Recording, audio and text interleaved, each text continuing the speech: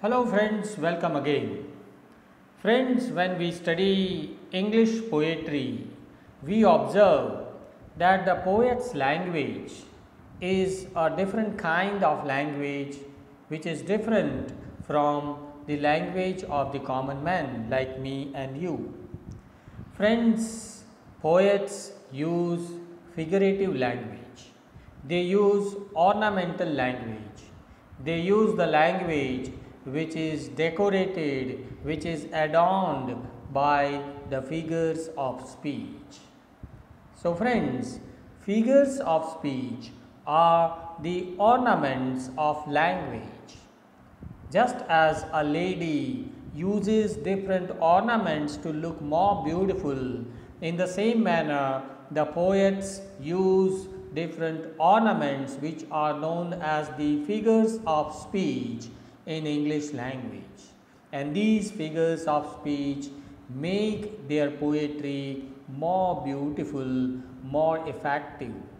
And friends, in this video today we are going to discuss two important figures of speech commonly found in English poetry, and they are climax and anticlimax.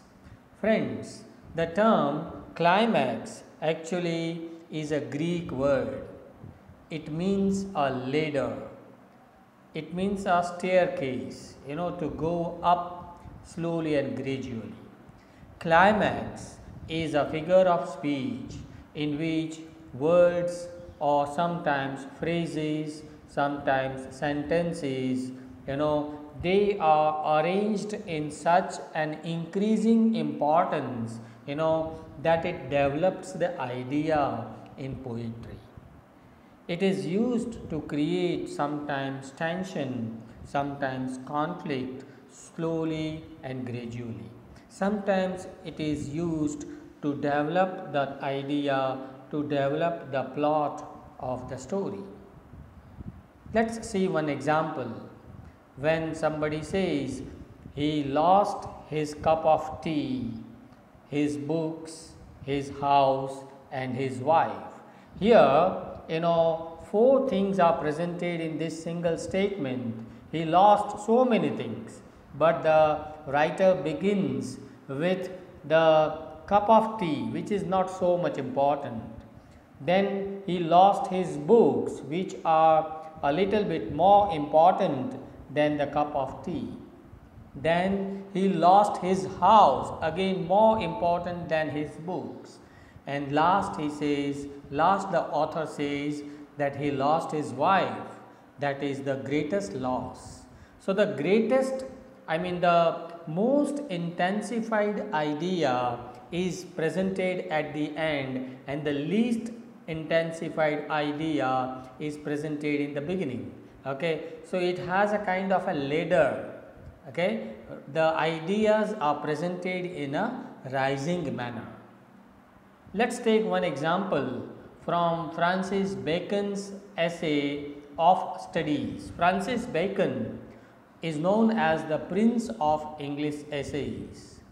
Okay, he has written this essay. The title of the essay is Of Studies. In this essay, we find this line: some books are to be tasted, others to be swallowed, some few to be chewed and digested. Okay, Bacon talks about books, how useful the books are. He says some books are to be just tasted, taste and throw it away. Then other books are to be swallowed. Some more books are to be chewed and digested. So the ideas here are presented in a rising manner, and this is known as climax in English literature, in English poetry. Anti-climax is just opposite to the term climax. Anti-climax is a figure of speech in which the words, phrases or sometimes sentence closes are written in a decreasing order of importance. It is just an opposite kind of an opposite figure of speech to climax. Mostly, anti-climax is used to create humor. Say for example, when the writer says he lost his wife, that is the most important idea, his house, his books and his cup of tea. Okay. So this is how the ideas, the things are presented in a falling manner, in a decreasing order of importance. Mark Twain, a humorist, okay, he has written this sentence which gives us an example of anti-climax. He says, the autocrat of Russia possesses more power than any man on the earth. Means he talks about the most powerful person.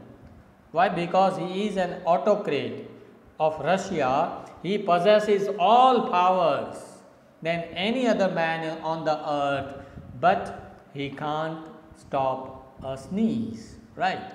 So this is humorous. The most important idea is presented in the beginning, least important idea is presented at the end. So friends, climax and anti-climax both are opposites, in which in the first climax, the ideas are presented in a rising importance. Okay, in anti-climax the ideas are presented in the falling importance. Okay, so here friends we finish this video. Thank you very much.